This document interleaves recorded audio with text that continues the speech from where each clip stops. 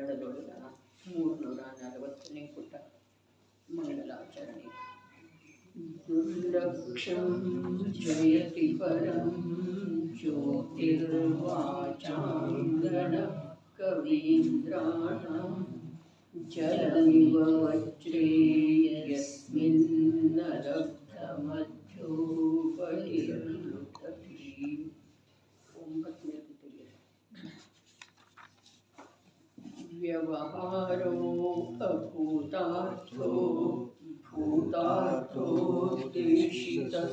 ಶುದ್ಧನಯಃ ಶುದ್ಧನಯಮಾಶ್ರಿತಾ ತೇ ಪ್ರಾಪ್ನುವಂತಿ ಯತಯಾ ಪದಂ ಪರಮಂ. ಬಹಳಷ್ಟು ಕುಂದ ದೇವರ ಗಾಥೆಗಳನ್ನ ಒಂದು ರೀತಿ ಸಂಸ್ಕೃತ ಅನುವಾದ ಇದೆ ಅಂಥೇಳಿ ಕೂಡ ಹೇಳಬಹುದು.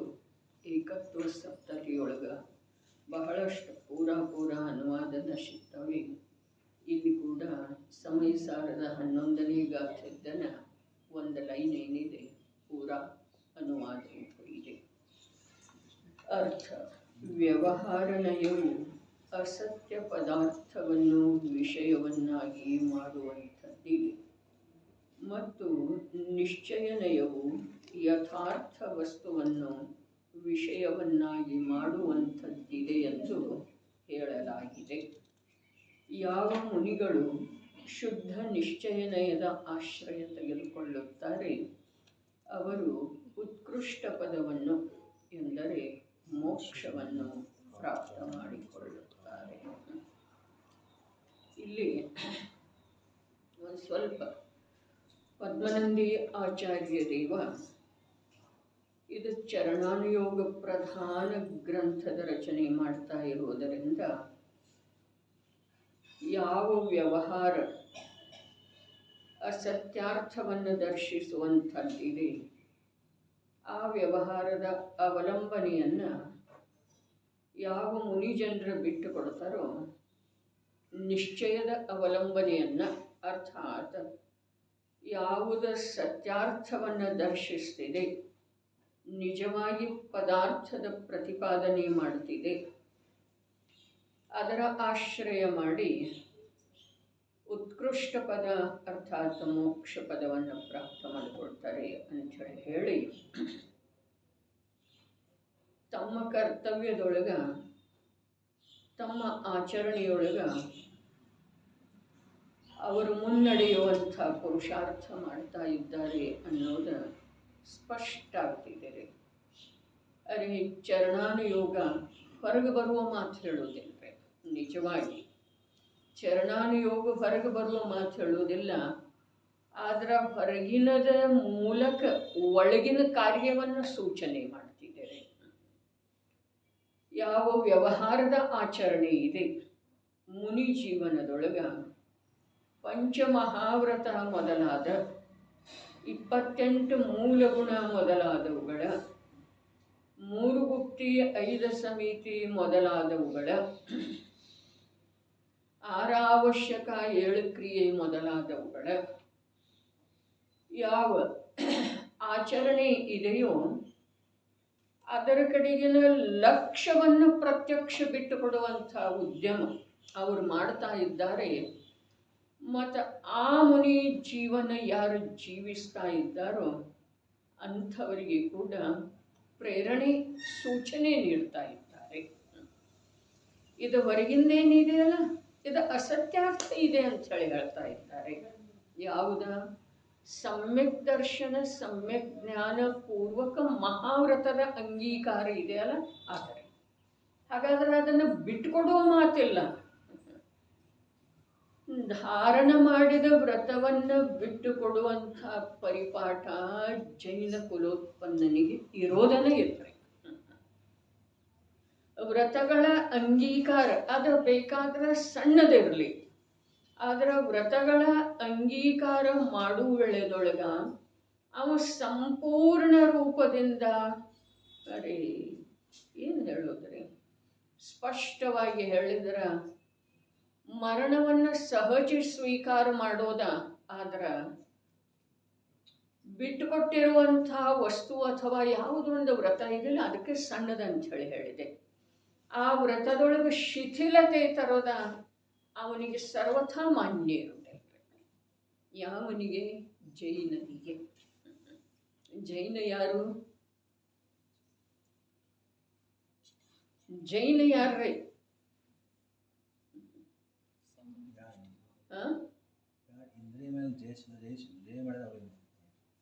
ಜೈನ ಯಾರ?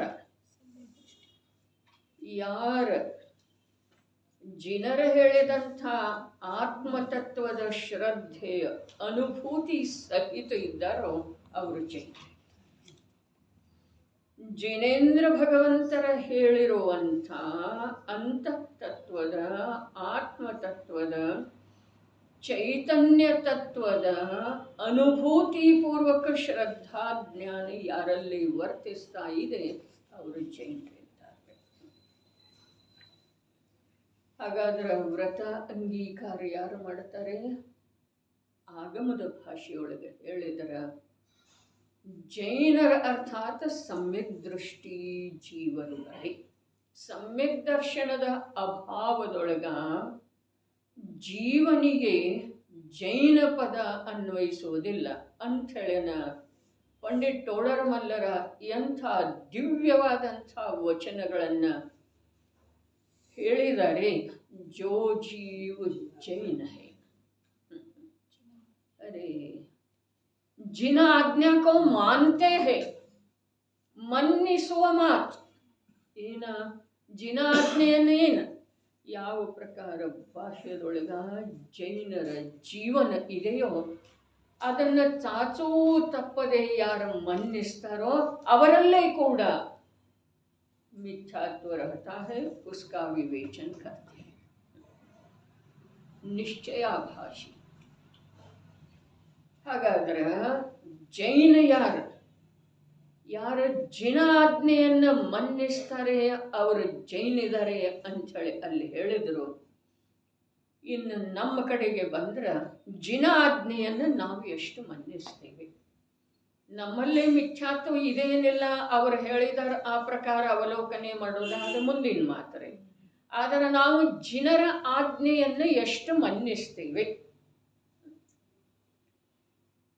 ಪ್ರಾಮಾಣಿಕವಾಗಿ ತಮ್ಮ ತಮ್ಮ ಅಂತರಂಗದ ಅವಲೋಕನೆ ಮಾಡಿಕೊಳ್ಳೋದು ಸ್ವಾಧ್ಯಾಯ ಅರ್ಥಾತ್ ದೇವದರ್ಶನ ಅರ್ಥಾತ್ ಅಂತರಂಗದ ಅವಲೋಕನೇನೇ ಇದೆ. ಹೊರಗ ಬಾಹ್ಯ ದೇವನ ದರ್ಶನ, ಬಾಹ್ಯ ಶಬ್ದದ ಪಠನ ಅದ ದೇವದರ್ಶನ ಅಥವಾ ಶಾಸ್ತ್ರ ಸ್ವಾಧ್ಯಾಯ ಅಲ್ಲ. ನಿಜವಾಗಿ ದೇವದರ್ಶನ ಶಾಸ್ತ್ರ ಸ್ವಾಧ್ಯಾಯ ಯಾವುದಕ್ಕಂತರೂ ಸಮಯ ಸಮಯಕ್ಕೆ ಆಂತರ್ಯದ ಅವಲೋಕನೆ ಮಾಡುವಂಥ ಯಾವ ಕಾರ್ಯ ನಡೀತಿದೆಯೋ ಅದಕ್ಕೆ ದೇವದರ್ಶನ ಅಂತಾರೆ, ಅದಕ್ಕೆ ಸ್ವಾಧ್ಯಾಯ ಅಂತಾರೆ. ಹಾಗಾದರೆ ನಾವು ಇಲ್ಲಿ ಕೂತ ನಂತರ ಜಿನ ಆಜ್ಞೆಯನ್ನು ಮನ್ನಿಸುವಂಥ ಜೈನದನ್ರಿ. ಯಾವ ಯಾವ ಜೀವ ಜೀವ ಜೋ ಜೀವ ಅಂಥೇಳಿ ಹೇಳಿದರು. ಯಾವ ಜೀವ?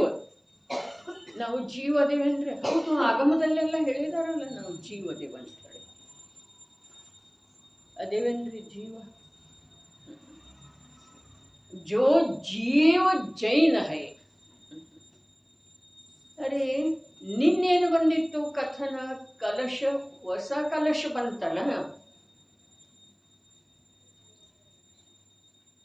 ಮಿಥ್ಯಾತ್ವ ಯಾವುದಕ್ಕಂದ್ರೆ ವಿಜಯ್ ಭಾಯಿ, ನಾ ಮನುಷ್ಯ ಇದ್ದೇನೆ, ನಾ ದೇವ ಇದ್ದೇನೆ, ನಾ ತಿರಿಯಂಚ ಇದ್ದೇನೆ, ನಾ ನರಕಿ ಇದ್ದೇನೆ. ಹಾಗಾದ್ರೆ ಜೋ ಜೀವ ಜೈನ್ ಹೈ ಅಂದ್ರೆ ಅವ ನಾನು ಮನುಷ್ಯ ಇದ್ದೇನೆ ಅಂಥೇಳಿ ಮನ್ನಣೆಯೊಳಗಿದೆ ಅಂದರೆ ಅವನಿಗೆ ಅನುಭೂತಿಪೂರ್ವಕ ಸ್ವೀಕಾರ ಇಲ್ಲ, ಪರಿಣತಿ ವರ್ತಿಸ್ತಾ ಇಲ್ಲ. ಈ ಮಾತು ಬೇರೆ ಇದೆ. ಯಾಕೆ ಅಂತಂದ್ರೆ ಹೇಳಿರಲ್ಲ, ಉನ್ಮೇ ಬಿ ಮಿಥ್ಯಾತ್ವ ರಹತಾ ಹೈ ಅಂಥೇಳಿ. ಹಾಗಾದ್ರೆ ಜೋ ಜೀವ ಜೈನ ಹೈ ಜಿನ ಆಜ್ಞಾಕೋ ಬಾಹ್ಯದಿಂದ ನಾವು ಎಷ್ಟು ಮನ್ನಿಸ್ತೇವೆ? ಬಹಿರ್ಮುಖ ಜ್ಞಾನದೊಳಗ್ರಿ, ಬಾಹ್ಯದಿಂದ ಅಂದ್ರೆ ಬಹಿರ್ಮುಖ ಜ್ಞಾನದೊಳಗೆ ಎಷ್ಟು ಮನ್ನಿಸ್ತೇವೆ? ಅಭಿನಂದನ್. ಎಷ್ಟು ಮನ್ನಿಸ್ತೇವೆ ಜನರ ಆಜ್ಞೆಯನ್ನ. ಜನರ ಆಜ್ಞೆ ಏನಿದೆ, ಜನರ ಆಜ್ಞೆ ಏನಿದೆ, ನೀನು ನಿನ್ನ ಸ್ವರೂಪವನ್ನು ಮರೆತಿರುವುದರಿಂದ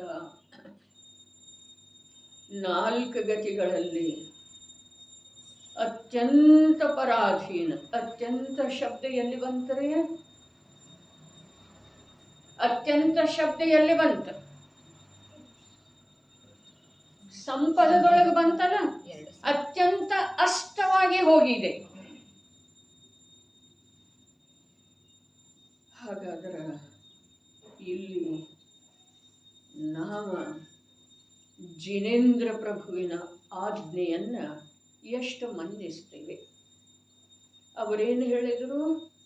ನೀನು ನಿನ್ನ ನೈಜ ಸ್ವರೂಪವನ್ನ ಮರೆತು ಹೋಗಿ ಅತ್ಯಂತ ಪರಾಧೀನನಾಗಿ, ನಾವು ಉಪಯೋಗ ಮಾಡುವಂತಹ ಶಬ್ದ ಇವತ್ತು, ಅತ್ಯಂತ ಪರಾಧೀನನಾಗಿ ಅನಂತ ಕಾಲದಿಂದ. ಎಷ್ಟ್ರೀ ವಿಶೇಷಣ ಎಷ್ಟ?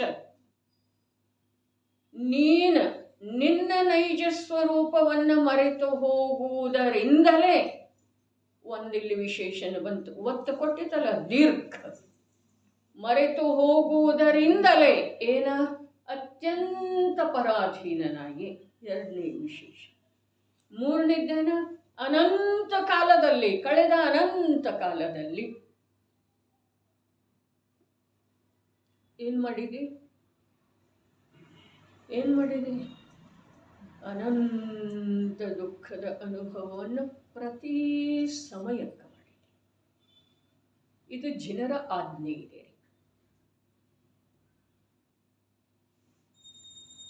ನಾವು ಮನ್ನಿಸಿದೆವು ಅದನ್ನು. ಈಗ ನೀನು ನಿನ್ನನ್ನ ತಿಳ್ಕೊಳ್ಳುವಂಥ ಅವಸರ ಪ್ರಾಪ್ತ ಆದದ್ದು ಇದೆ. ಮನ್ನಿಸಿದೆವೆಂದ್ರೆ ಜೋ ಜೀವ ಜೈನತೆ ಜಿನಾಜ್ಞಾ ಕುಮಾರ. ಮನ್ನಿಸಿದೆವೆಂದ್ರೆ ನಾವು ಆ ಒಂದು ಮಾತನ್ನ, ನೀನು ನಿನ್ನ ನಿಜ ಸ್ವರೂಪವನ್ನು ಮರೆತು ಹೋಗಿರುವುದರಿಂದಲೇ ಅತ್ಯಂತ ಪರಾಧೀನನಾಗಿ ಕಳೆದ ಅನಂತ ಕಾಲದೊಳಗ ಪ್ರತಿ ಸಮಯಕ್ಕೆ ಅನಂತ ದುಃಖದ ಅನುಭವ ಮಾಡಿರ. ಒಪ್ಕೊಂಡೇವೇನ್ರಿ? ಮನ್ನಿಸೋದು ಅರ್ಥಾತ್ ಒಪ್ಪಿಕೊಳ್ಳೋದ. ಒಪ್ಕೊಂಡೇವೇನ?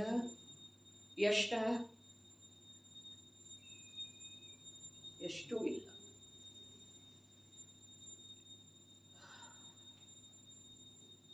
ಕಾರ್ಯ ಕಠಿಣ ಇದೆ,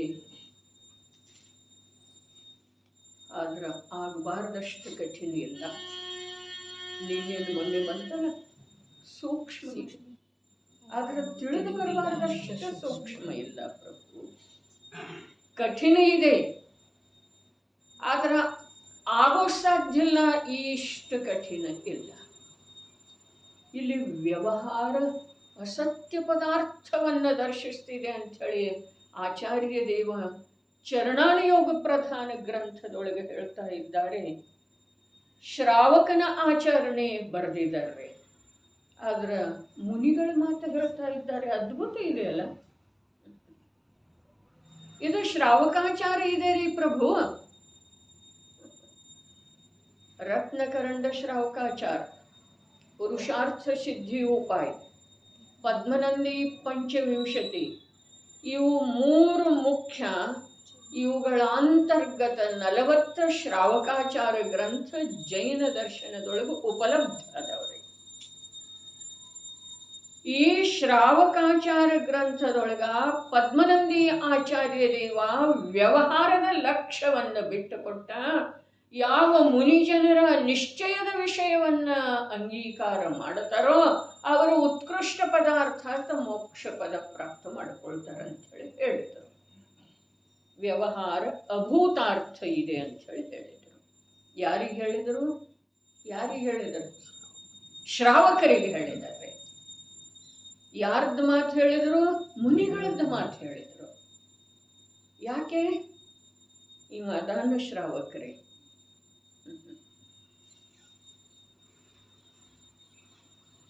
ಪ್ರತ್ಯಾಖ್ಯಾನ ವರ್ಣ ಕಷಾಯ ಚೌಕಡಿಯ ಅಭಾವ ಆಗಿಲ್ಲ ಅಂಥೇಳಿ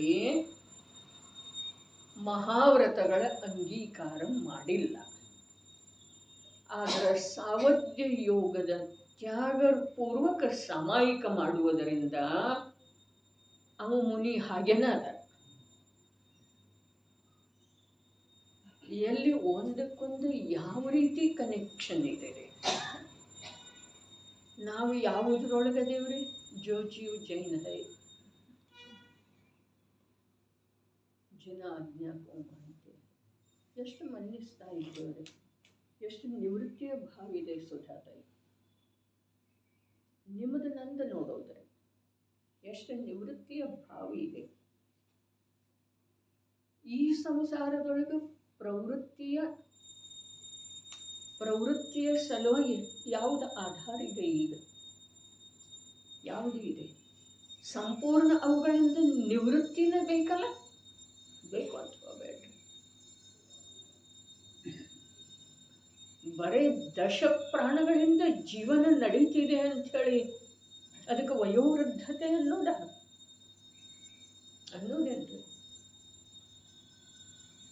ಅಪ್ಪಾಜಿ ನೀವು ದೊಡ್ಡವರದಿರಿ. ಅರೇ ಊರ್ ಹೊರಗೆ ಆಲದ ಮರ 500 ವರ್ಷದ್ದಿದೆ, ಅದಕ್ಕೆ ನಮಸ್ಕಾರ ಮಾಡಲಿಕ್ಕೆ ಬರ್ತಿದ್ದೇನೆ.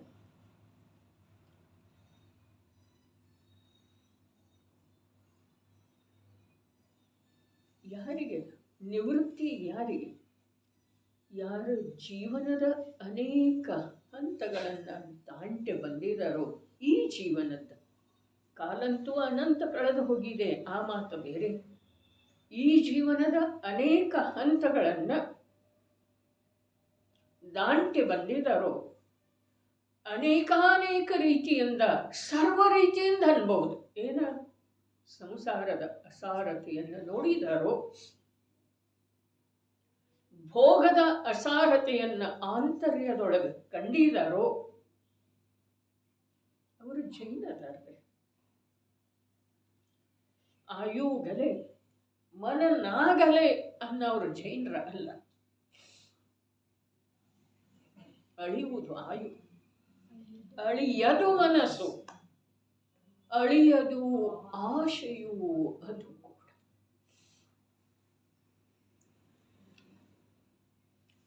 ಅವರು ಜೈನ ಅಲ್ರಿ. ಜಿನ ಆಜ್ಞಾಕೋ ಮಾನ್ತೆ ಹೇ.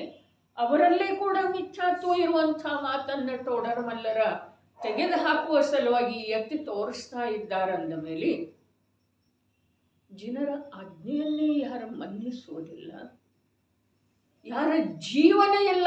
ಜೋ ಜೀವ ಜೈನ ಹೈ, ಜೀವನ ಇಲ್ಲ. ನಾವು ಜೀವ ಎಷ್ಟದೇವ್ರಿ? 100ಕ್ಕೆ 100ರಷ್ಟೇನೆ, 80ರಷ್ಟೇನೆ, 50ರಷ್ಟೇನೆ, 20ರಷ್ಟು ಜೀವ ಎಷ್ಟದೇವ್ರಿ ಅಶೋಕನ್ನ? ನಾವು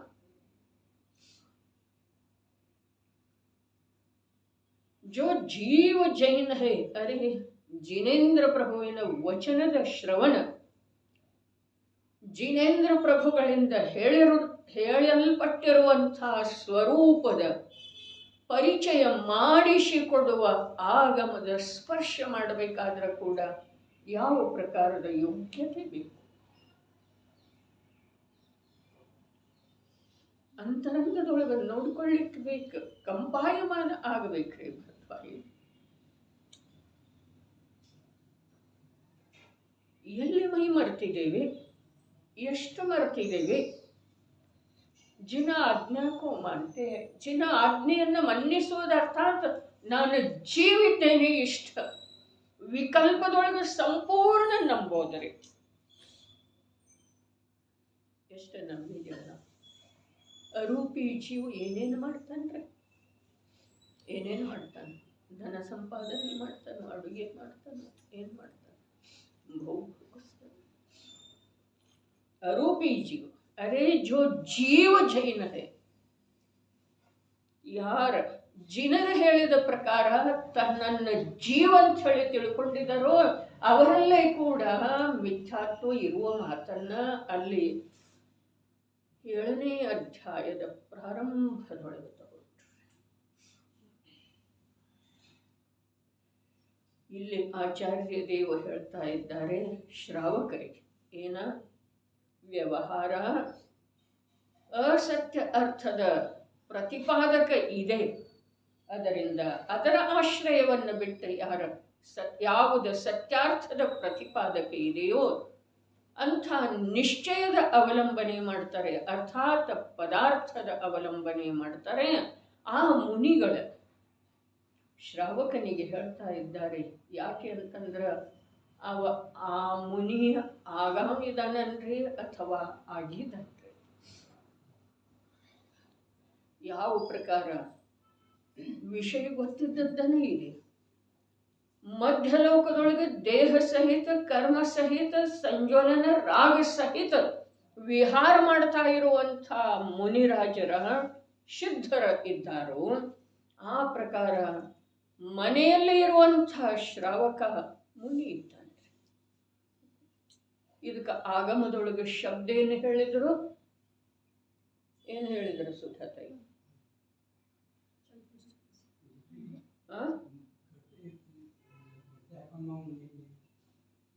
ನೈಗಮ ನಯ.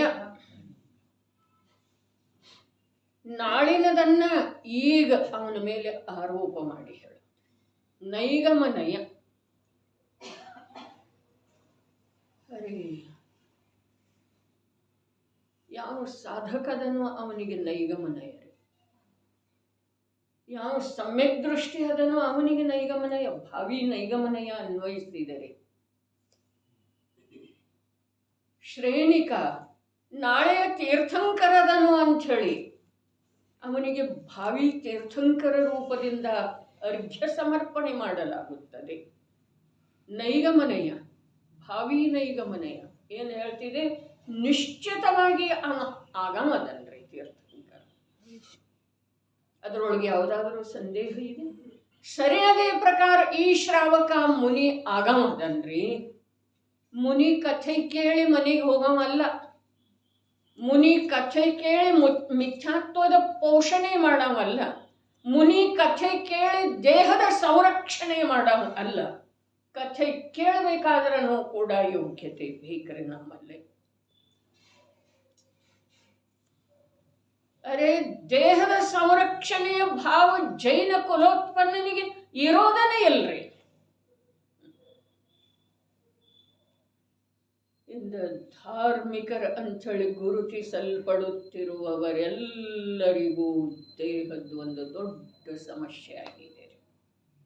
ಎಲ್ಲರಿಗೂ, ಯಾವುದೇ ವೇಷದೊಳಗಿರಲಿ ಅವರ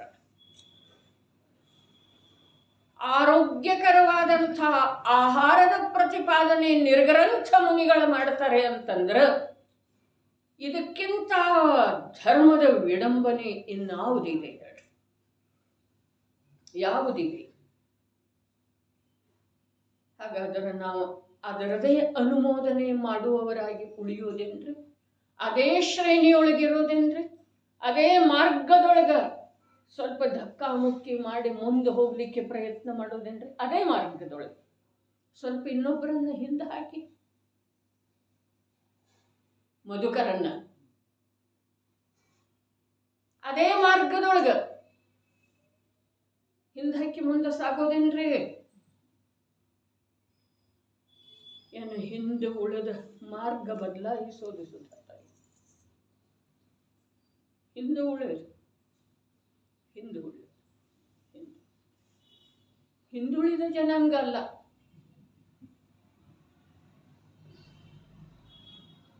ಹಿಂದೆ ಉಳಿಯೋದು ಎಲ್ಲಿ? ದೇಹಬುದ್ಧಿಯನ್ನು ಪೋಷಿಸುವವರಲ್ಲಿ, ದೇಹದ ಮುಖ್ಯತೆಯಿಂದ ಜೀವನ ನಡೆಸುವವರಲ್ಲಿ. ಜನ್ಮ ಮರಣದ ನಿಗಳದೊಳಗೆ ಏನು ಬಂತು?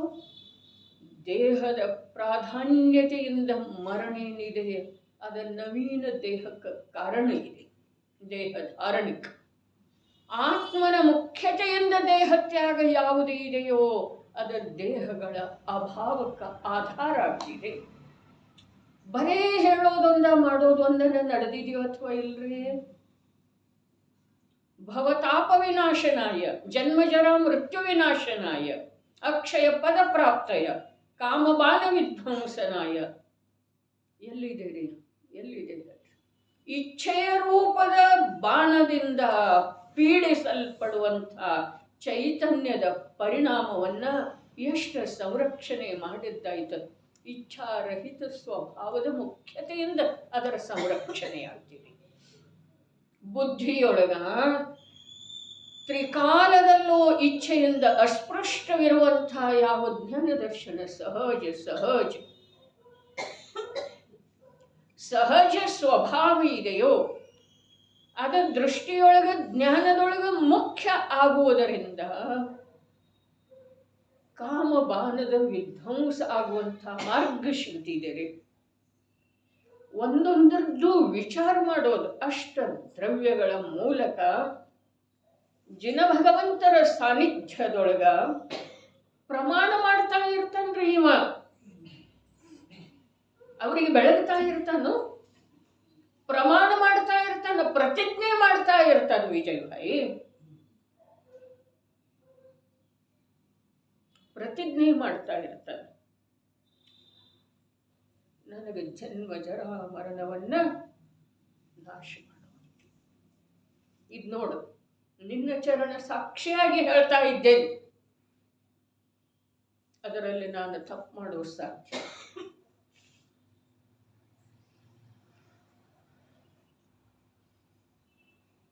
ನನಗೆ ಭವತಾಪ ನಿವಾರಣೆ ಮಾಡುವುದಿದೆ. ಯಾರಿಗೆ? ಭವದೊಳಗೆ ತಾಪ ಯಾರಿಗೆ ಕಾಣಿಸಿದೆ? ನಮಗೆ ತಾಪ ಎಲ್ಲಿ ಕಾಣಿಸಿದೆ? ಕರ್ತವ್ಯಗಳ ಸರಮಾಲೆ, ಆನಂದ, ಉತ್ಸಾಹ, ಇದರ ರಕ್ಷಣೆ, ಅದರ ರಕ್ಷಣೆ, ಅದರ ರಕ್ಷಣೆ, ಅದನ್ನು ಸಂತುಷ್ಟಿ ಇಡೋದು, ಇದನ್ನು ಸಂತುಷ್ಟಿ ಇಡೋದು. ಅದೇ ತಾಪ ಎಲ್ಲಿ ಕಾಣಿಸಿದೆ? ವ್ಯಸ್ತ ವ್ಯಸ್ತ ವ್ಯಸ್ತ ವ್ಯಸ್ತದೆವು. ಅರೆ ಭವತಾಪ ನಿವಾರಣಾಯ. ಅವನ ಅಂತರಂಗದೊಳಗ ಭವದ ತಾಪ ಎಷ್ಟು ಸ್ಪಷ್ಟ ಕಂಡಿದೆ. ಅಕ್ಷಯ ಪದದ ನಿರ್ಣಯ ಯಾವ ರೀತಿಯಾದದ್ದೇ ಇದೆ. ಹೇಳಿಕೆ ಕೇಳಿಕೆ ಬರೆದದ್ದು ಓದಿ ಯುದ್ಧದ ಸಾಮಾನ್ಯ ಬೆಳಗೋದ ಇದು ಅಷ್ಟಕ್ಕಲ್ಲ, ಪೂಜೆ ಅಲ್ಲ.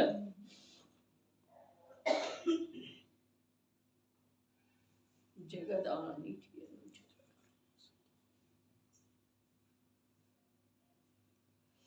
ಯಾವುದರ ಮೇಲೆ ಅಧಿಕಾರ ಇದೆ ನಮ್ದು?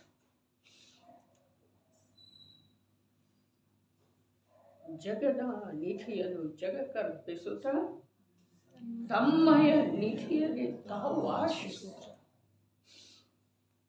ಯಾರವರ? ಮಂಗಲಂ ಕುಂದ ಕುಂದಾರ್ಯ. ಯಾರಿಗೆ ಮಂಗಲಪ್ಪ? ಯಾರಿಗೆ ಮಂಗಲ? ಯಾರಿಗೆ ಮಂಗಲ್ರಿ?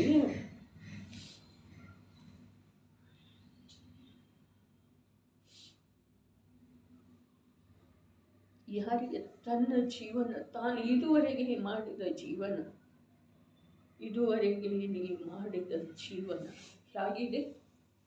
ಹೇಗಿದೆ? ಭವಕ್ಕ ಕಾರಣ ಆಗಿದೆ, ಪೋಷಕ. ಆ ಅಮಂಗಲ ಜೀವನವನ್ನ ಯಾರು ಕಂಡಿದಾರೋ, ಒಪ್ಪಿದಾರೋ, ಅವರಿಗೆ ಮಂಗಲಂ ಕುಂದ ಕುಂದಾರ್ಯ.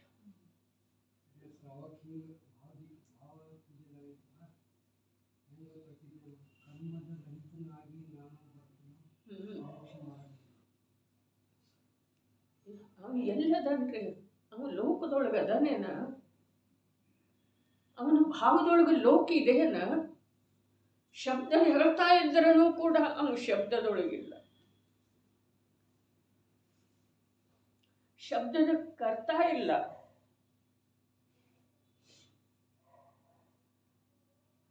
ಅಷ್ಟಾನ್ಯಕಗಳ ದಶಲಕ್ಷಣಗಳ ಬಂದ ನಂತರ ಏನಾಗುತ್ತಿದೆ? ಆತ್ಮನ ಸರ್ವ ಪ್ರದೇಶದೊಳಗ ಅಪರಾಧದ ಬೋಧ ಆಗಬೇಕು ಬೇಡ್ರಿ? ಆಗುತ್ತಿದೆ ಅಂತ ನಾನು ಹೇಳ್ತೇನೆ.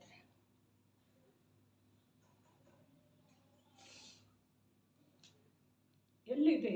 ಬಂದದ್ದು ಯಾವುದರ ಸಲುವಾಗಿ ಮಾಡ್ತಾ ಇರೋದು? ಏನ ಬಂದದ್ದು ಯಾವುದರ ಸಲುವಾಗಿ?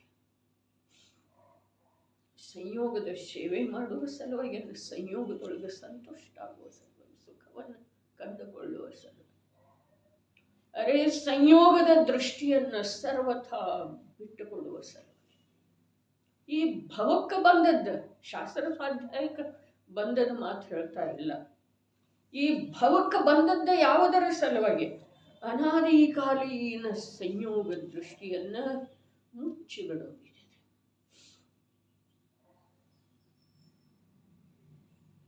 ಸಂಯೋಗಿ ಭಾವವನ್ನು ಇಲ್ಲಿ ವ್ಯವಹಾರ ಅಂದಿದ್ದಾರೆ ನೋಡ್ರಿ ಒಂದ್ಸಲ ಗ್ರಂಥದೊಳಗೆ.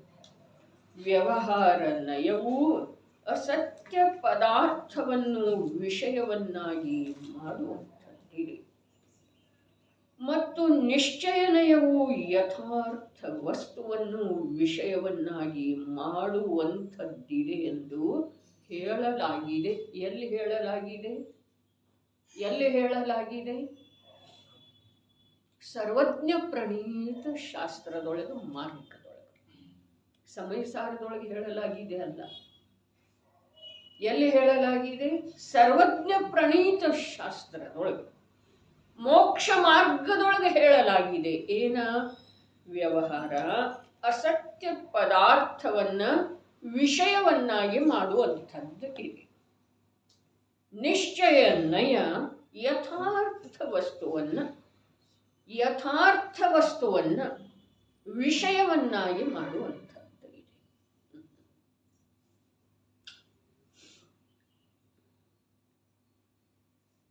ಏನ? ವ್ಯವಹಾರ ನಯವು ಅಸತ್ಯ ಪದಾರ್ಥವನ್ನು, ಪದಾರ್ಥ ಅಸತ್ಯ ಎಷ್ಟದವ್ರಿ ಲೋಕದೊಳಗ? 9. ಪದಾರ್ಥ ಎಷ್ಟದವ? ಪದಾರ್ಥ ಎಷ್ಟದವ್ರಿ? ಪದಾರ್ಥ 9 ಅದಾವಲ್ಲ. ಜೀವಾಸ್ತ್ರವ ಬಂಧ ಸಂವರ ನಿರ್ಜನ ಮೋಕ್ಷ ಪುಣ್ಯ ಪಾಪ 9 ಪದಾರ್ಥ ಅದಾವ್ರಿ. ಹಾಗಾದ್ರೆ ಅಸತ್ಯ ಪದಾರ್ಥ ಎಷ್ಟದವು? ಅವುಗಳನ್ನು ಬಿಟ್ಟು ಉಳಿದದ್ದು ಎಲ್ಲ ಅಸತ್ಯ ಅದಾವು. ಅಸತ್ಯ ಪದಾರ್ಥ, ಅಸತ್ಯ ತತ್ವ ಲೋಕದೊಳಗೆ ಇಲ್ಲ. ಮಿಥ್ಯಾದೃಷ್ಟಿಯ ವಿಪರೀತ ಮನ್ನಣೆಯೊಳಗ ಅಸತ್ಯ ಪದಾರ್ಥ ಏನದ? ವ್ರತದೊಳಗ ಮೋಕ್ಷ ಪ್ರಾಪ್ತ ಮಾಡಿಸಿಕೊಡುವಂಥ, ವ್ರತ ರೂಪದ ಪರಿಣಾಮದೊಳಗ ಮೋಕ್ಷದ ಪ್ರಾಪ್ತಿ ಮಾಡಿಸಿಕೊಡುವಂಥ ಸಾಮರ್ಥ್ಯ ಇಲ್ಲ. ಅದರ ಸ್ವರೂಪ ಹಾಗಿಲ್ಲ. ಆದ್ರೆ ಇವೇನು ಮನ್ನಿಸ್ತಾನೋ? ಈ ವ್ರತ ರೂಪದ ಪರಿಣಾಮದಿಂದ ನನಗೆ ನಾಳೆ ಮೋಕ್ಷ.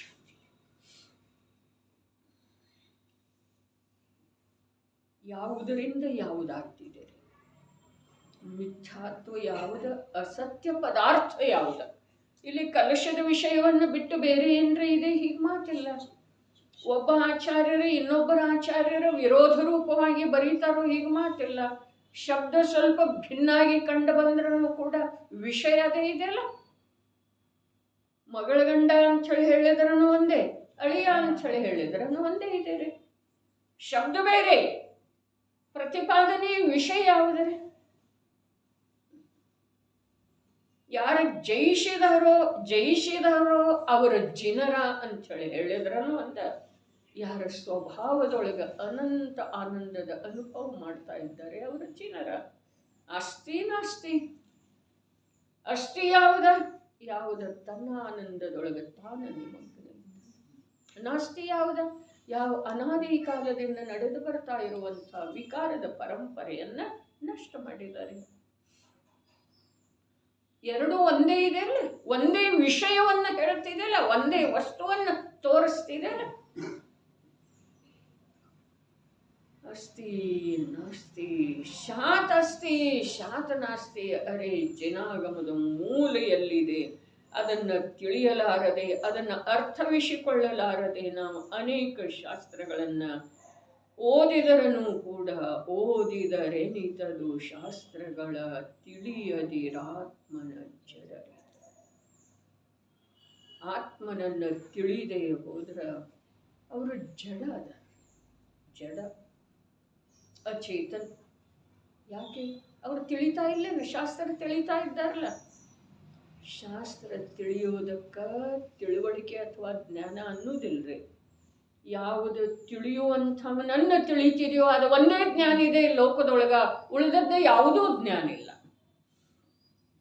ಯಾವುದು ತನ್ನನ್ನು ತಿಳಿತಿದೆಯೋ, ತನ್ನನ್ನು ಅರ್ಥಾತ್ ತಿಳಿಯುವಂಥ ಆತ್ಮನ ಸ್ವಭಾವವನ್ನು ಯಾವುದು ತಿಳಿತಿದೆಯೋ ಅದಕ್ಕೆ ಲೋಕದೊಳಗ, ಯಾವ ಲೋಕದೊಳಗ? ಸರ್ವಜ್ಞರ ಲೋಕದೊಳಗ ಜ್ಞಾನ ಅಂಥೇಳಿ ಹೇಳಿದ್ದಾರೆ. ಉಳಿದದ್ದು ಏನೇನು ಇದೆ ಅದಕ್ಕೆ ಜ್ಞಾನ ಅಂಥೇಳಿ ಯಾರ್ಯಾರು ಹೇಳ್ತಾರೋ ಅದರಿಂದ ಅವರವರದ್ದು ಯಾವ ಪ್ರಯೋಜನನೂ ಸಾಧಿಸಲೇ ಇಲ್ಲ. ಇದು ಸ್ಪಷ್ಟ ಇದೆ. ವೈದ್ಯಕೀಯ ಜ್ಞಾನ, ವಿಜ್ಞಾನದ ಜ್ಞಾನ, ದೇಹದ ಜ್ಞಾನ, ಧನದ ಜ್ಞಾನ, ಅದರಿಂದ ಯಾವ ಪ್ರಯೋಜನ ಅವರವರದ್ದು ಸಾಧಿಸಿದೆ ಹೇಳಿ? ಸಾಧಿಸಿದೆ. ಅದರ ಜ್ಞಾನದ ಜ್ಞಾನ ಯಾರ್ದಿದೆಯೋ ಅವರು ಎಲ್ಲ ಪ್ರಯೋಜನ ಸಾಧಿಸಲ್ಪಟ್ಟಿದ್ದವರು. ಎಲ್ಲ ಪ್ರಯೋಜನ ಏನು ಸಾಧಿಸಲು? ಕರ್ಮದಿಂದ ಬಿಡುಗಡೆ, ದುಃಖದಿಂದ ಬಿಡುಗಡೆ, ಭವಭ್ರಮಣದಿಂದ ಬಿಡುಗಡೆ. ಅರೇ, ಎಲ್ಲ ದುಃಖದಿಂದ ಬಿಡುಗಡೆ, ತನ್ನದೇ ಆದಂಥ ಸ್ವಾಧೀನ ಅನಂತ ಸುಖದೊಳಗೆ ಅನಂತ ಕಾಲದವರೆಗೆ.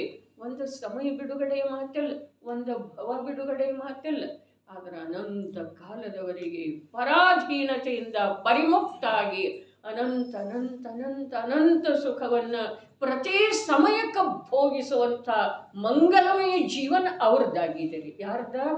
ಯಾರ ಜ್ಞಾನವನ್ನು ತಿಳಿದಿದ್ದಾರೋ, ಜ್ಞಾನದಿಂದ ಜ್ಞಾನದ ವಿಶ್ವಾಸ ಮಾಡಿದಾರೋ, ಜ್ಞಾನಮಯ ಸ್ವಭಾವದ ಆತ್ಮನನ್ನು ತಿಳಿದಿದ್ದಾರೋ, ಆತ್ಮನ ಸ್ವಭಾವ ಒಂದು ಜ್ಞಾನವೇ ಇದೆ ಅಂಥೇಳಿ ಯಾರು ತಿಳಿದಿದ್ದಾರೋ ಅವರು ಈ ಪ್ರಕಾರದ ಉತ್ತಮ ಫಲವನ್ನು ಪ್ರಾಪ್ತ ಮಾಡಿಕೊಂಡಿದ್ದಾರೆ. ಇಲ್ಲಿ ಅದನ್ನೇ ನಿಶ್ಚಯ ವಸ್ತು ಅಂಥೇಳಿ ಹೇಳಿದರು, ಸತ್ಯ ವಸ್ತು ಅಂಥೇಳಿ ಹೇಳಿದರು, ಯಥಾರ್ಥ ವಸ್ತು ಅಂಥೇಳಿ ಹೇಳಿದರು. ಯಥಾರ್ಥ ವಸ್ತುವನ್ನು ವಿಷಯವನ್ನಾಗಿ ಮಾಡುವಂಥದ್ದಿದೆ ಎಂದು ಹೇಳಲಾಗಿದೆ. ಇದನ್ನು ನಾನು ಹೇಳ್ತಾ ಇಲ್ಲ, ಯಾರ? ಪದ್ಮನಂದಿ ದೇವ ಹೇಳ್ತಾ ಇಲ್ಲ, ಹೇಳಲಾಗಿದೆ. ಯಾರು ಹೇಳಿದರು? ಕುಂದರ ಹೇಳಿರು. ಅವರೇನು ಹೇಳಿದ್ರು? ಶ್ರುತ ಕೇವಲಿಗಳು ಹೇಳಿದರು. ಅವರೇನು ಹೇಳಿದರು? ಸರ್ವಜ್ಞರು ಹೇಳಿದ್ದಾರೆ. ಅವರೇನು ಹೇಳಿದರು? ವಸ್ತುವಿನ ಸ್ವರೂಪ ಹೀಗಿದೆ. ಅವ್ರು ಯಾರದ್ದು ಹೇಳೋರು? ಸರ್ವಜ್ಞರು ಯಾರ ಆಧಾರ ಕೊಟ್ಟು ಹೇಳಿದ್ದಾರೆ? ಅರೆ, ವಸ್ತುವಿನ ಸ್ವರೂಪ ಹೀಗಿದೆ. ಶ್ರುತ ಕೇವಲಿಗಳೇ ಸರ್ವಜ್ಞ ಪ್ರಭು ಹೀಗೆ ಹೇಳಿದ. ನೀ ಸರ್ವಜ್ಞರನ್ನು ಮನ್ನಿಸ್ತೇನಿಲ್ಲ. ಹಾಗಾದ್ರೆ ಅವರು ಹೇಳಿದ್ದಾರೆ. ಅವರೇನು ಹೇಳಿದರು? ಅರೆ, ವಸ್ತುನ ಹಾಗಿದೆಪ್ಪ, ವಸ್ತುನ ಹಾಗಿದೆ. ಹೇಗಿದೆ? ಶುಭ ಭಾವ ಬಂಧದ ಕಾರಣ ಇದೆ. ಜ್ಞಾನದ ಆಶ್ರಯ ಮಾಡಿ ಜೀವದ ಪರಿಣಮನ ಏನಾಗ್ತಿದೆಯೋ ಅದು ಮೋಕ್ಷದ ಕಾರಣ. ಇದು ವಸ್ತು ಸ್ವರೂಪ ಇದೆ. ಹೇಗಿದೆಯೋ ಹಾಗೆ ಹೇಳಲಾಗಿದೆ, ಹಾಗೆ ಹೇಳಬೇಕಾಗ್ತಿದೆ. ಯಾರು ಹೇಳ್ತಾರೋ? ಯಾರು ಎಲ್ಲವನ್ನು ಏಕ ಸಮಯದೊಳಗೆ ನುಡಿದಾರೋ, ಯಾರಿಗೆ ವಚನ ವಿಕಲ್ಪ ಇರಲಿಲ್ಲವೋ, ಹೇಳಿದರೆ ಯಾರಿಗೆ ವಚನ ವಿಕಲ್ಪ ಇರಲಿಲ್ಲ. ವಚನ ವಿಕಲ್ಪ ಇರಲಿಲ್ಲ ಅಂತ ನೀವು ಹೇಗೆ ಹೇಳ್ತೀರಿ? ಅರೆ, ಅವರ ನಾಲಿಗೆ ತುಟಿ ಅಗಳಾದದ್ದನ ಸರ್ವಾಂಗದಿಂದ ಓಂ ರೂಪದ ಏಕಾಕ್ಷರಿ. ಅರೆ, ಏಕಾಕ್ಷರಿ ಅನ್ನೋದಕ್ಕೆ ಅರ್ಥ ಏನಿದೆ ರೀ? ಒಂದ ಅಕ್ಷರ. ಏಕಾಕ್ಷರಿ ಅಂದ್ರೆ ಏನ್ರಿ? ಅಕ್ಷರ ಅಂದ್ರೆ ನಾಶರಹಿತ, ಏಕಂದ್ರ ಆತ್ಮ. ಏಕ್ ಅವನೊಬ್ಬನೇ ಏನದಂದ್ರೆ ನಾಶರಹಿತ. ಏಕಾಕ್ಷರಿ, ಒಂದ ಅಕ್ಷರ. ಒಂದು ಅಕ್ಷರದ ಯಾವ ಶಬ್ದ ಆಗ್ತಿದೆ ಹೇಳ್ರಿ? ಒಂದು ಅಕ್ಷರದೊಳಗೆ ಏನಿದೆ ಹೇಳ್ರಿ? ಆದ್ರೆ ಒಂದೇ ಇದೆ. ಏನ? ಅಕ್ಷರ ನಾಶರಹಿತ ಪದಾರ್ಥ. ಲೋಕದೊಳಗೆ ನೀನೊಬ್ಬನೇ ಏನ? ನಾಶರಹಿತ ಪದಾರ್ಥ. ನಿನ್ನ ನಾಶ ಆಗುವುದೇ ಇಲ್ಲ. ನಿನ್ನ ನಾಶ ಮಾಡಲಿಕ್ಕೆ ಯಾರು ಸಮರ್ಥ ಇಲ್ಲ. ಯಾವ ಕರ್ಮ ನಿನ್ನನ್ನು ನಾಶ ಮಾಡಲಿಲ್ಲ, ಯಾವ ನಿನ್ನದೇ ವಿಪರೀತ ಭಾವ ನಿನ್ನನ್ನು ನಾಶ ಮಾಡಲೇ ಇಲ್ಲ. ವಿಪರೀತ ಮನ್ನನೆ ಭಾವಕಲಂಕದ ಪ್ರಚುರತೆಯಿಂದ ಆತ್ಮನ ನಾಶ ಆಯ್ತೇನ್ರಿ? ಅದಕ್ಕೆ ಏಕಾಕ್ಷರಿ. ಅದು ಒಂದು ಅಕ್ಷರರಹಿತ ನಾಶರಹಿತ ಯಾವ ಒಂದು ತತ್ವ ಇದೆಯೋ ಅದನ್ನೊಂದನ್ನು ಆಶ್ರಯ ಮಾಡು ಅಂಥೇಳಿ ಸರ್ವಜ್ಞ ಪ್ರಭು ಏಕಾಕ್ಷರಿ ದಿವ್ಯ ಧ್ವನಿ ಅಂತಂದ್ರೆ ಏನಿದೆ? ಇದು ಶಬ್ದದೊಳಗಿರುವಂತಹ ಭಾವನೆ. ಓಂ ಅಂಥೇಳಿ ಅಂದ್ರೆ ಒಂದು ಅಕ್ಷರ ಇದೆ, ಅದು ಎರಡಾದು ರೀ. ಓಂ ಮತ್ತು ಮ ಆಗಲಿಲ್ಲ.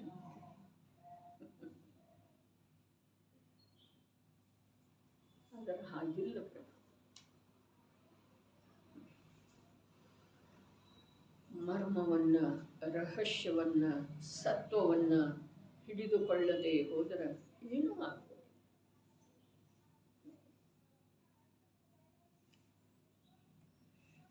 ನೋಡಿ, ಯಾವ ಮುನಿಗಳು ಶುದ್ಧ ನಿಶ್ಚಯನಯದ ಆಶ್ರಯ ತೆಗೆದುಕೊಳ್ಳುತ್ತಾರೆ ಅವರು ಉತ್ಕೃಷ್ಟ ಪದವನ್ನು,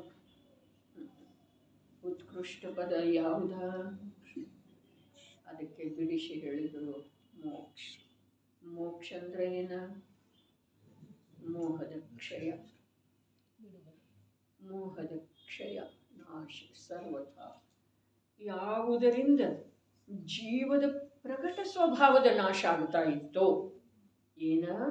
ಯಾವುದರಿಂದ ಜೀವದ ಪ್ರಕಟ ಸ್ವಭಾವ, ವ್ಯಕ್ತ ಸ್ವಭಾವ ನಾಶ ಆಗ್ತಾ ಇತ್ತೋ ಅದನ್ನ ಅದೇ ವ್ಯಕ್ತ ಸ್ವಭಾವದ ಮೂಲಕ ನಾಶ ಮಾಡಿಬಿಡು. ಅದು ಮೋಹದ ನಾಶ. ಮೋಹ ಏನು ಮಾಡ್ತಿದೆ? ವ್ಯಕ್ತ ಸ್ವಭಾವವನ್ನ ನಾಶ ಮಾಡ್ತಿದೆ ಜೀವದ. ಆ ವ್ಯಕ್ತ ಸ್ವಭಾವವನ್ನು ನಾಶ ಮಾಡುವಂಥ ಆ ಮೋಹವನ್ನ ಯಾರು ನಾಶ ಮಾಡ್ತಾರೋ? ಅವ್ಯಕ್ತ ಆತ್ಮ ಅಲ್ಲ, ಅವ್ಯಕ್ತ ಆತ್ಮ ಅಲ್ಲ, ಅನ್ಯ ಪದಾರ್ಥ ಅಂತೂ ಅಲ್ಲವೇ ಅಲ್ಲ. ಶಿಖರ್ಜಿಯೊಳಗೆ ಏನಿದೆ?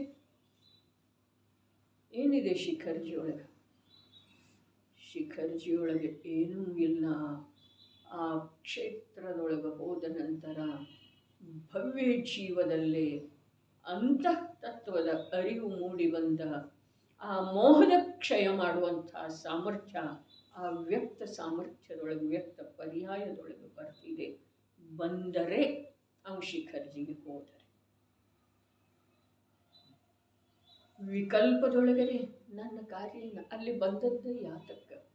ಯಾವುದರ ಸಲುವಾಗಿ ಹೋದದ್ದು? ಮಂದಿರಕ್ಕೆ ಹೋದದ್ದು ಯಾವುದರ ಸಲುವಾಗಿ? ಶಿಖರ್ಜಿ ಬಿಡೋಣ. ಮಂದಿರಕ್ಕೆ ಹೋದದ್ದು ಯಾವುದರ ಸಲುವಾಗಿ? ಆ ಮಂದಿರ ಅಂದ್ರೆ ಏನಿದೆ ರೀ? ಸಮವಸರಣ ಇದೆ. ತ್ರಿಲೋಕ ಪೂಜ್ಯ ಪ್ರಭುವಿನ ಸಮವಸರಣ ಇದೆ.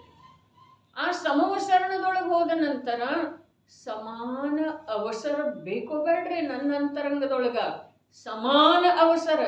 ಯಾವುದಕ್ಕೆ ಸಮಾನ?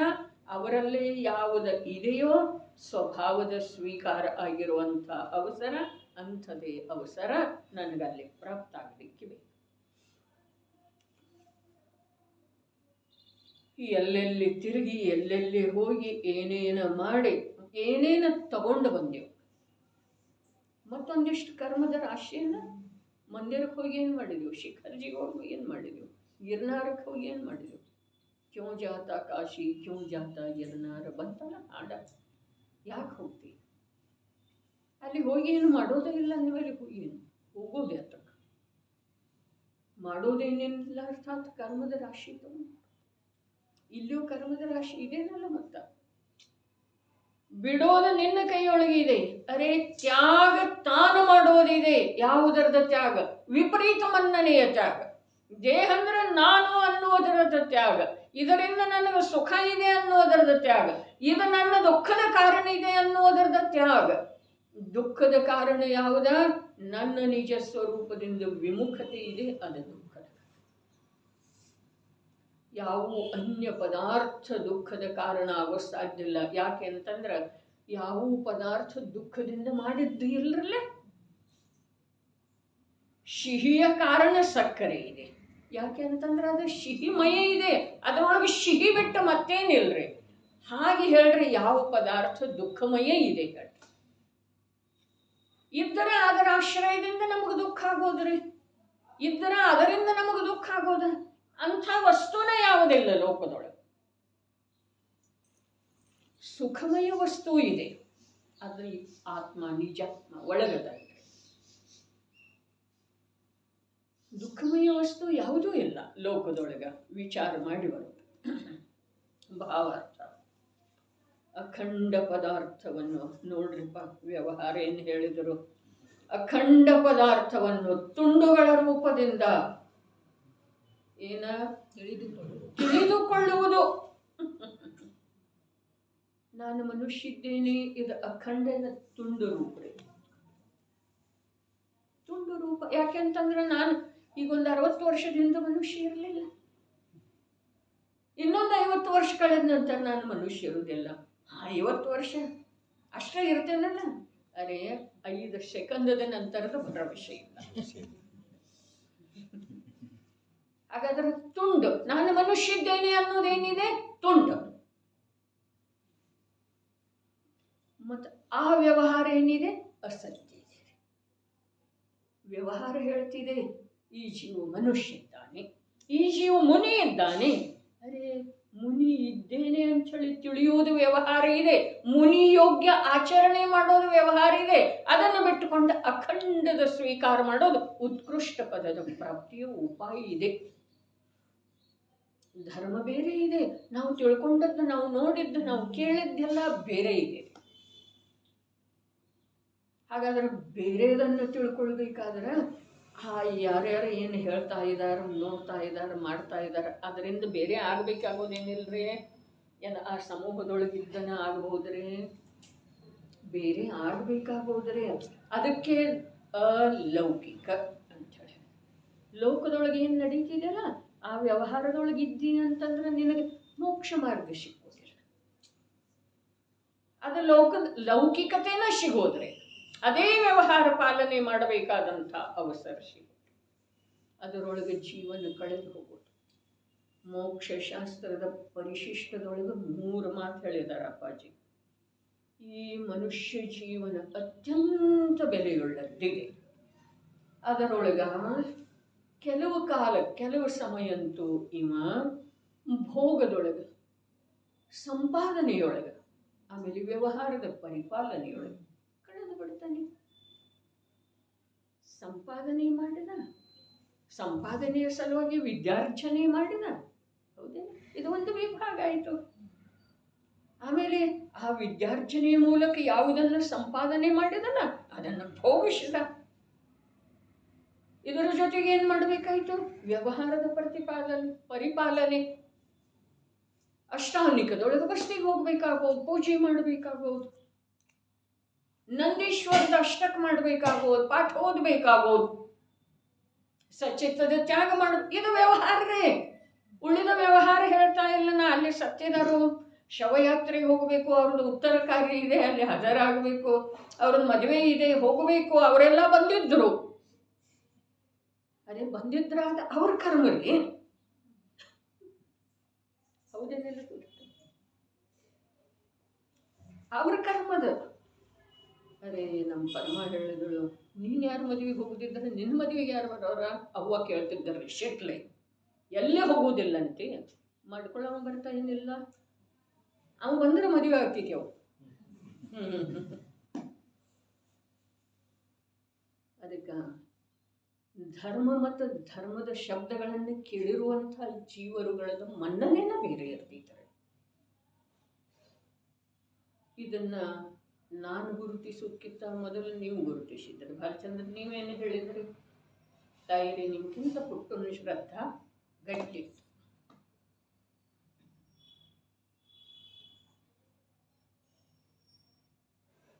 ಎಲ್ಲಿಂದ ಬಂತದ? ಪೂರ್ವಭಾಗದ ಸಂಸ್ಕಾರನೂ ಇರ್ತಿದೆ ಅಂಥೇಳಿ ಇಂಥ ಸಂಯೋಗ ಸಿಗ್ತಿದೆ. ಈ ಸಂಯೋಗದಿಂದ ಆ ಸಂಸ್ಕಾರ ದೃಢ ಆದ್ರೆ ಸಂಯೋಗಕ್ಕೆ ಬೆಲೆ ಇದೆ ರೀ. ಸಂಸ್ಕಾರವನ್ನು ದೃಢ ಮಾಡದಿದ್ರೆ ಸಂಯೋಗಕ್ಕೇನು ಬೆಲೆ ಇಲ್ಲ. ಸಂಯೋಗ ಆಗಿದೆ ನಮಗೀಗ. ಏನ? ಅಷ್ಟಾನಿಕದ ಪರ್ವತ ವ್ಯವಹಾರ ನಿಶ್ಚಯಗಳನ್ನು ತಿಳಿಸಿಕೊಡುವಂಥ ಆಚಾರ್ಯ ಭಗವಂತರದ.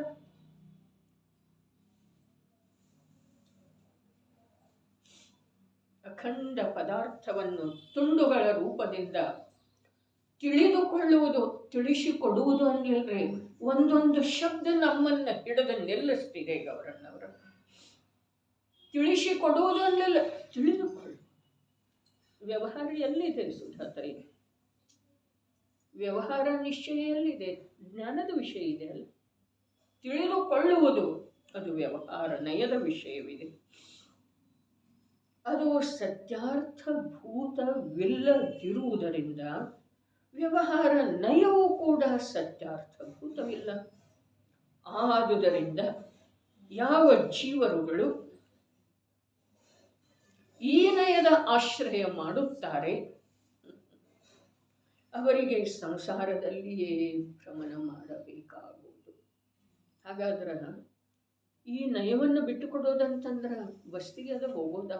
ಶುದ್ಧ ಭೋಜನಾದಿಗಳದ್ದು ಗ್ರಹಣ, ಯೋಗ್ಯ ಭಕ್ಷಾಭಕ್ಷ್ಯದ ವಿವೇಕ ಬಿಟ್ಟುಕೊಡೋ ಮಾತಿದೆ ಅಂದರೆ ಬಿಟ್ಟುಕೊಡೋ. ಆದ್ರೆ ಅದರೊಳಗೆ ಏನೋ ಒಂದು ಧನ್ಯತೆಯ ಮಾತಿತ್ತಲ್ಲ, ಅದರದ್ದು ಸರ್ವಥಾ ಅಭಾವ ಆಗುವ ಮಾತಿದೆ. ಅಭಾವ ಏನಾಗೋದ? ಅದು ಬರೀ ಖಾಲಿ ಹಾಗೆ ಇದೇನು ಇದರೊಳಗೆ ಧರ್ಮ ಇಲ್ಲ ಅಂಥೇಳಿ ಒಂದು ಪ್ರಕಾರದ ನೀರಸ ಭಾವದಿಂದ ಆಗೋದೇನ? ಅದರದ ಅಭಾವ ಆಗೋದು, ಅದರೊಳಗೆ ಧರ್ಮದ ಧನ್ಯತೆಯ ಭಾವದ ಅಭಾವ ಆಗೋದು. ಅರ್ಥಾತ್ ಅದನ್ನು ಮೆಟ್ಲ ಮಾಡಿಕೊಂಡು ಯಾವ ಸ್ವಭಾವದ ಕಡೆಗೆ, ಅಖಂಡ ವಸ್ತುವಿನ ಕಡೆಗೆ, ಶುದ್ಧ ತ್ರಿಕಾಲ ಜ್ಞಾತ ಸ್ವಭಾವದ ಕಡೆಗೆ ಏನು ಹೋಗೋದಿತ್ತು ಆ ಕಡೆ ಹೋಗೋದ್ರಿ. ಮೆಟ್ಲ ಬಿಡೋದಂದ್ರೆ ಏನ್ರಿ? ಮೆಟ್ಲ ಬಿಡೋದಕ್ಕೆ ಎರಡು ಕಾರಣ ಅದಾವ್ರಿ. ಒಂದು ಕೆಳಗಿಳಿಯೋದ, ಒಂದು ಮೇಲೆ. ಏನು ಮಾಡೋದ? ಕೆಳಗಿಳಿಯೋದೇನ್ರಿ? ಅರೆ ಕೆಳಗಿಳಿಯುವ ಸಲುವಾಗಿ ನಾವು ಮೆಟ್ಲ ಮೇಲೆ ಬಂದಿಲ್ಲ, ಮೇಲೆ ಹೋಗುವ ಸಲುವಾಗಿ ಬಂದಿದ್ದೀರಿ. ಅವರಿಗೆ ಸಂಸಾರದಲ್ಲಿ ಭ್ರಮಣ ಮಾಡಬೇಕಾಗುತ್ತದೆ, ಅವರು ಮೋಕ್ಷಕ್ಕೆ ಹೋಗುವುದಿಲ್ಲ. ಆದರೆ ಇದನ್ನು ಮೊದಲು ಯಾಕೆ ಹೇಳಿದರು ಅಂತಂದ್ರೆ, ಸ್ವಯಂ ತಮಗೆ ಮೋಕ್ಷಕ್ಕೆ ಹೋಗೋದಿದೆ, ಇದುವರೆಗೆ ಹೋಗಿಲ್ಲ, ತಮ್ಮದು ಮಾತು ಹೇಳ್ತಾ ಇದ್ದಾರೆ. ಅವರ ಮೋಕ್ಷಕ್ಕೆ ಹೋಗುವುದಿಲ್ಲ. ಆದರೆ ಯಾವ ಜೀವರುಗಳು ಶುದ್ಧ ನಿಶ್ಚಯನಯದ ಆಶ್ರಯ ಮಾಡುತ್ತಾರೆ, ಇಲ್ಲಿ ಬರೀ ನಿಶ್ಚಯ ಆಗಲಿಲ್ಲ, ಶುದ್ಧ ನಿಶ್ಚಯ ಆಶ್ರಯ ಮಾಡುತ್ತಾರೆ, ಅವರಿಗೆ ಮೋಕ್ಷ ಪದದ ಪ್ರಾಪ್ತಿಯಾಗುತ್ತದೆ. ಇಲ್ಲಿ ಶುದ್ಧ ನಿಶ್ಚಯನಯ ಅಂತಂದ್ರೆ ಏನು? ಶುದ್ಧ ನಿಶ್ಚಯನಯ ಅಂತಂದ್ರೆ ಏನು? ಅಖಂಡ ಆತ್ಮನ ಆಶ್ರಯ ಮಾಡ್ತಾರೋ ಅವರಿಗೆ ಪ್ರತ್ಯಕ್ಷ ಆ ಸಮಯದೊಳಗೆ ಏನಾಗ್ತಿದೆ? ಮೋಕ್ಷ ಪದದ ಪ್ರಾಪ್ತಿ. ಆ ಸಮಯಕ್ಕೆ ಅವರಿಗೆ ಅನುಭವ ಎಂಥದ್ದಾಗ್ತಿದೆ? ಮೋಕ್ಷದೊಳಗೆ ಸಿದ್ಧರುಗಳಿಗೆ ಅಂಥದ್ದು ಅನುಭವ ಆಗ್ತಾ ಇದೆಯಲ್ಲ. ಆದರೆ ಯಾವ ಜೀವರುಗಳು ಶುದ್ಧ ನಿಶ್ಚಯ ನಯದ ಆಶ್ರಯ ಮಾಡುತ್ತಾರೆ ಅವರಿಗೆ ಮೋಕ್ಷ ಪದದ ಪ್ರಾಪ್ತಿಯಾಗುತ್ತದೆ. ಏಕೆಂದರೆ ಯಾವ ಪದಾರ್ಥವು ಹೇಗೆ ಇದೆ ಅದನ್ನು ಶುದ್ಧ ನಿಶ್ಚಯನಯದಿಂದ ವಾಸ್ತವ ರೂಪದಲ್ಲಿ ತಿಳಿದುಕೊಳ್ಳಲಾಗುತ್ತದೆ. ಆದುದರಿಂದ ಯಾರಿಗೆ ಮೋಕ್ಷದ ಅಭಿಲಾಷೆ ಇದೆ ಅವರು ಶುದ್ಧ ನಿಶ್ಚಯನಯದ ಆಶ್ರಯವನ್ನೇ ಮಾಡಬೇಕಾಗುವುದು. ಮತ್ತು ಯಾರಿಗೆ ಸಂಸಾರದಲ್ಲಿಯೇ ಪರಿಭ್ರಮಣ ಮಾಡುವುದಿದೆ ಅವರು ಸಂಸಾರದ ಪ್ರಮುಖ ಕಾರಣವಿರುವ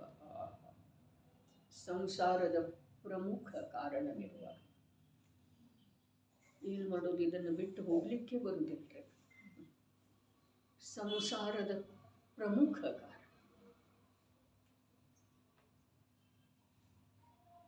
ಜೈನ ದರ್ಶನದ ಅತ್ಯಂತ ಉಜ್ವಲವಾದಂಥ, ಅತ್ಯಂತ ಕಾಂತಿಯುತವಾದಂಥ ವಿಷಯವಿದೆ. ಸಂಸಾರದ ಪ್ರಮುಖ ಕಾರಣ ದೇಹಾತ್ಮ ಬುದ್ಧಿ ಅಲ್ಲ. ಪಂಚ ಪಾಪದೊಳಗೂ ಮುಳುಗೋದು, ಸಪ್ತ ವ್ಯಸನದೊಳಗೂ ಮುಳುಗೋದು ಅಲ್ಲ. ಕೇಳವ್ರೇನ್ರಿ? ಸಂಸಾರದ ಪ್ರಮುಖ ಕಾರಣ ದೇಹಾತ್ಮ ಬುದ್ಧಿ ಅಲ್ಲ ಅಂತ ಹೇಳ್ತಾ ಇದೇನ್ರಿ? ಸಂಸಾರದ ಪ್ರಮುಖ ಕಾರಣ ಪಂಚ ಪಾಪಗಳಲ್ಲಿ ಮುಳುಗಿ ಹೋಗೋದ, ಸಪ್ತ ವ್ಯಸನದೊಳಗೆ ಇಳಿದು ಹೋಗೋದ ಅಲ್ಲ. ಆದರೆ ಸಂಸಾರದ ಪ್ರಮುಖ ಕಾರಣ ಶುಭದೊಳಗೆ ಧರ್ಮ ಮನ್ನಿಸುವುದಿದೆ. ಶುಭವನ್ನು ಶುದ್ಧ ಮನ್ನಿಸಿ ಮನುಜನು ಏನ್ ಮಾಡ್ತಾನೋ ನಿಗೋದಕ್ಕೆ ಹೋಗ್ತಂತೆ. ಆತ್ಮನ ಒಡಲಲ್ಲಿ ಭಜನೆ ಇದೆ ನೋಡ್ರಿ, ಅದು ನೋಡ್ರಿ. ಶುಭವನ್ನು ಶುದ್ಧ ಮನ್ನಿಸುವಂಥವ್ರು. ನಿನ್ನೆ ಬಂತಲ್ಲ ಸಂಪದದೊಳಗ್ರಿ, ಏನು ಬಂತು? ಅಂತಿಮ ಫಲ ನಿಗೋದಂತ ಹೇಳಿ. ಶುಭ ಭಾವದೊಳಗೆ ಧರ್ಮ ತಿಳಿಯುವುದ ಅಂತಿಮ ಫಲ. ತತ್ಕಾಲದ ಫಲ ಸ್ವರ್ಗ ಇರಬಹುದು, 9ನೇ ಗ್ರೈವೇಕ್ ಇರಬಹುದು, ಅದರ ಅಂತಿಮ ಫಲ ಏನಿದೆ ನಿಗೋದಂತ ಹೇಳಿ. ಹಾಗಾದ್ರೆ ಪ್ರಮುಖ ಕಾರಣ, ಸಂಸಾರದ ಪ್ರಮುಖ ಕಾರಣ ಯಾವ್ದ? ಬುದ್ಧಿಯೊಳಗೆ ಟಂಕೋತ್ಕೇರಣ ಮಾಡ್ಬೇಕ್ರಿ. ಏನ ಸಂಸಾರದ ಪ್ರಮುಖ ಕಾರಣ? ಯಾರಿಗೆ ಯಾರ್ಯಾರು ಸಂಸಾರದೊಳಗಿದ್ದಾರೆ ಅವ್ರದ್ದು ಮಾತು ಇಲ್ಲ. ಯಾರು ಇಲ್ಲಿ ಅಷ್ಟಾನ್ನಿಕ ಪರ್ವದೊಳಗ ಆಚಾರ್ಯ ಪದ್ಮನಂದಿ ದೇವರ ನಿಶ್ಚಯ ಪಂಚಾಶತ್ತದ ಅಧ್ಯಯನ ಮಾಡ್ತಾ ಇದ್ದಾರೋ ಅವರಿಗೆ ಸಂಸಾರದ ಪ್ರಮುಖ ಕಾರಣ ಯಾವ್ದ? ಯಾರು ದಿಗಂಬರ ದೀಕ್ಷೆಯನ್ನ ಧಾರಣ ಮಾಡಿ ಅಖಂಡ ಆತ್ಮನ ಆಶ್ರಯ ಮಾಡುವುದು ಬಿಟ್ಟ ಖಂಡ ಖಂಡ ವ್ರತರೂಪದ ಶುಭ ಪರಿಣಾಮದೊಳಗ ಉತ್ಕೃಷ್ಟ ಪರಿಣಾಮದೊಳಗೆ ನಿಮಗ್ನ ಇದಾರೋ ಅವರಿಗೆ ಪ್ರಮುಖ ಕಾರಣ ಯಾವುದ? ಆ ಶುಭ ಪರಿಣಾಮ, ಆ ವ್ಯವಹಾರ. ಅಲ್ಲೆಲ್ಲಿದೆ ವ್ಯವಹಾರ? ನಿಗೋದದಲ್ಲಿ ಎಲ್ಲಿದೆ?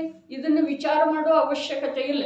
ಯಾರು ಈಗಾಗಲೇ ನಿಗೋದದೊಳಗಿದ್ದಾರೋ ಅವರ ನಿಗೋದದ ಕಾರಣ ಏನು ವಿಚಾರ ಮಾಡೋದ್ರೆ, ಯಾರ ಮೋಕ್ಷಕ್ಕೆ ಹೋಗುವಂಥ ಒಂದು ಸ್ಥಾನದೊಳಗೆ ಬಂದು ನಿಂತುಕೊಂಡಿದ್ದಾರೋ ಅವರ ಸಂಸಾರದ ವಿಚಾರ ಮಾಡೋದಿದೆ. ಸಂಸಾರದ ಪ್ರಮುಖ ಕಾರಣ ಯಾವ್ದ? ವ್ಯವಹಾರ. ಏನು ಹೇಳಿದ್ರು ನೋಡ್ರಿ, ವ್ಯವಹಾರ ನಯದ ಅವಲಂಬನೆ. ವ್ಯವಹಾರ ನಯನ ಅವಲಂಬನೆ ಏನಿದೆ ಎಲ್ಲಿ?